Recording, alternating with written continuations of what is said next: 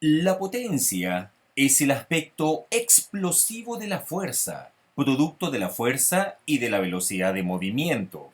Entonces recordemos que la potencia se define como el cociente entre la diferencia de trabajo respecto a la diferencia de tiempo, o sea, delta W partido en delta T. Y eso es lo mismo que hablar de fuerza por la diferencia de distancia, que es lo que equivale a la diferencia de trabajo. Por supuesto, mantenemos el delta T, pero recordemos que la diferencia de distancia partido por la diferencia de tiempo es lo mismo que velocidad, a grandes rasgos.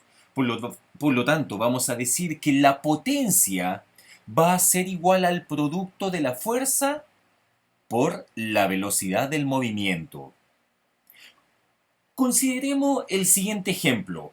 Imaginemos que dos atletas pueden levantar cada uno en leg press 115 kilogramos, desplazando ese peso a una misma distancia.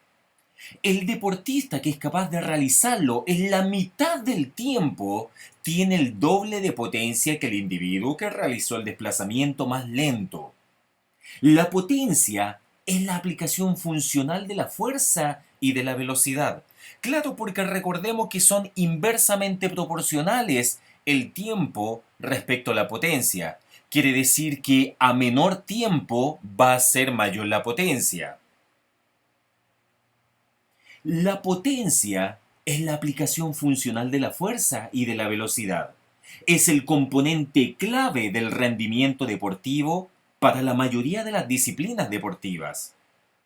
Si un deportista desea mejorar su potencia, deberá sí o sí trabajar la fuerza con cargas elevadas, lo cual lo obliga a realizar pocas repeticiones, completando el 50% de la fórmula de potencia, que es igual al producto de la fuerza por la velocidad.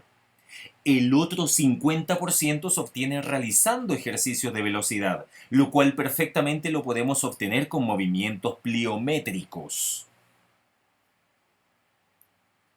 Veamos algunas pruebas que miden la potencia muscular. Las más conocidas y las de mayor aplicación son las pruebas que determinan la potencia de los miembros inferiores por medio de los saltos, sean de longitud o de altura. Se dejan de valorar músculos y grupos musculares y se pasa a evaluar de forma conjunta las diferentes manifestaciones de la aplicación de la fuerza que puedan acercar al gesto deportivo. Esta aplicación de la fuerza pasa por una combinación particular de los diferentes componentes de la contracción muscular, es decir, una contracción excéntrica seguida de una contracción concéntrica. Y a este movimiento lo vamos a denominar estiramiento-acortamiento, o sea, stretch shortening. Para practicar estas mediciones, disponemos de la plataforma ErgoSalto. Este es un instrumento de medición de tiempo gracias al cual por medio de un procesador portátil se pueden estudiar los diferentes componentes de la fuerza, dependiendo de la prueba y de la metodología aplicada. Con la plataforma ErgoJam se puede evaluar, número uno, la fuerza explosiva, segundo, la fuerza elástica, tercero, la fuerza reactiva y cuarto, la curva fuerza-velocidad para los miembros inferiores. Si no disponemos de esta alfombra de salto, podemos utilizar una prueba mucho más sencilla y bastante confiable. Y es el test de saltabilidad. Cálculo de la potencia muscular. De acuerdo al test de Sargent, la evaluación donde se le pide al deportista saltar y alcanzar interpretando la potencia lograda con la siguiente estructura algebraica de evaluación de la potencia muscular. O sea, tenemos aquí en el gráfico al atleta que va saltando y este delta, esta diferencia de distancia, es lo que vamos a llamarle altura alcanzada medida en centímetros. Y por supuesto su masa corporal también tiene relación. La expresión algebraica, por lo tanto, queda de la siguiente manera, que la potencia medida en watts es igual a 61,9 por la altura alcanzada medida en centímetros, más 36 por la masa corporal medida en kilogramos, y a eso le restamos 1822.